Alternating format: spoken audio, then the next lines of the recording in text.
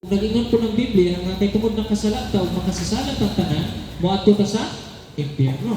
Karon, nagingon din sa pelikula, sa ikaduhang pelikula nga itong kitanaw, may tungod ni ka, Mr. Mabuti. Nakita na ito? So, sa Bisaya pa, siya si Mr. Buutan. Nakuha na ito?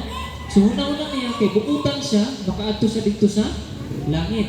Pero dili din na mao ang makaluwas siya o makadala siya padulong sa langit. Una-una niya, mas maayos ang tao kaysa sa uban. O di kaya, butang na lang na ito. Una-una niya, mas maayo ka sa kaysa imo. Nasalta na ito. So karon, kaya kung ningon siya nga mas maayos ang tao, doon pa sa doon, mas makaato sa langit kaysa imo. Nakita ninyo?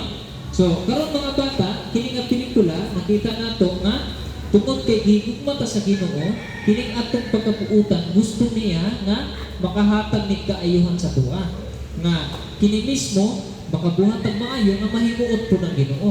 Pero kung ang pagbuhat na itong maayo, muna yung basahan na maluwas ka, mahimo ni siyang walay kabuluhan o ginatawag nga walay belief, useless. Pero si Jesus, kaniadto, nakita na ito ganina, unsa ang pamaagi nga makaato pa sa langit. Simple lang, ato sang tuuhan, ato sang dawaton isip, manuluwas o Ginoo.